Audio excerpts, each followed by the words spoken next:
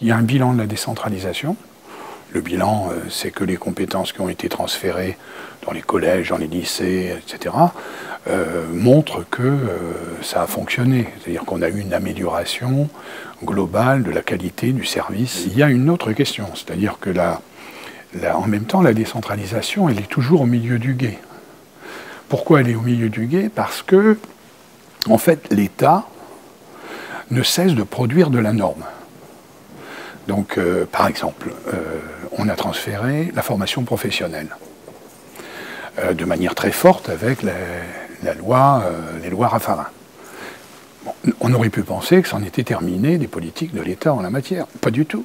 L'État, sans cesse, reproduit de nouvelles normes pour créer des actions, quelquefois avec un bien fondé, mais jamais en les transférant à la collectivité, à qui la loi a donné, bien évidemment, le soin d'organiser, au plein sens du terme, la formation professionnelle. Donc on voit bien que ce qui a été donné, à un moment donné, sans cesse, parce qu'il y a une norme, qui est une norme étatique, on crée de nouvelles normes qui redonnent de la légitimité à l'action de l'État. Ce qui fait qu'on est dans la confusion, et c'est la caractéristique, et c'est pour ça d'ailleurs que les Français sont perdus avec la décentralisation, parce qu'il y a sans cesse une espèce de compétition entre les collectivités territoriales qui ont reçu dans tel et tel domaine les compétences, et d'autre part l'État qui entend non seulement être garant, mais sans cesse d'être de nouveau gérant des politiques nationales. Il faut éclaircir les compétences entre l'État et les collectivités territoriales.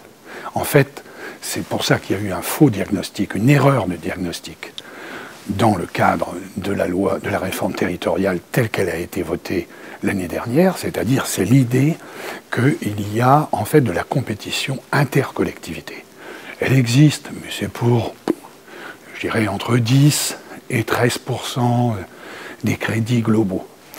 Mais la grande compétition, elle est entre l'État et les collectivités. Donc il faut à un moment donné, d'autant plus que l'argent public se faisant rare et pour longtemps, il faut clarifier de manière assez drastique les compétences des uns et des autres. C'est-à-dire dire l'État, c'est dans tel domaine qu'il agit, telle collectivité, c'est dans tel domaine, et puis, pour des compétences qui sont plus complexes, on met une autorité organisatrice. C'est mieux encore que la notion de chef de file. En droit, ça veut dire quelque chose. Une autorité organisatrice qui doit piloter. C'est pas pour ça que cette autorité organisatrice ne va pas déléguer à telle collectivité infra, mais c'est celle qui est autorité organisatrice qui devra rendre compte devant les citoyens. On est sur quelque chose de fondamentalement différent. D'abord, la majorité un grand nombre de pays voisins sont d'essence fédérale. Si on regarde, on a des États fédéraux. D'autre part, on a des États comme la Grande-Bretagne, où vous avez l'Écosse qui a un statut particulier, le Pays de Galles qui a un statut particulier, l'Irlande du Nord, idem, plus le Grand Londres, il ne reste rien. Je veux dire, il faut un jour dire la vérité. Donc nous sommes sur soit des villes-États, ce qui est le cas pour un grand nombre de petits États européens qui sont essentiellement des villes-États, ou on est sur des États plutôt fédéraux. Donc on peut garder notre spécificité, mais on ne peut pas nier le fait qu'il faut qu'il y ait un pouvoir régional.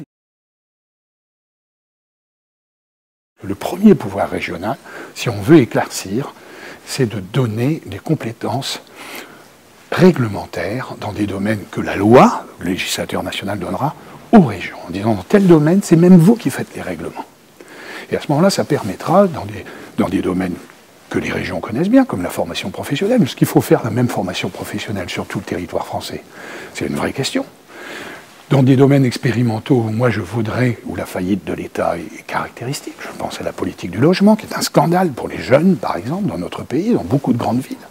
Il faut pouvoir revoir tout ça. Je pense que ça vaudrait la peine de mener des expérimentations très rapidement, là, dès 2012, pour pouvoir tester du pouvoir réglementaire. Non pas faire, mais avoir la capacité à créer les normes pour faire.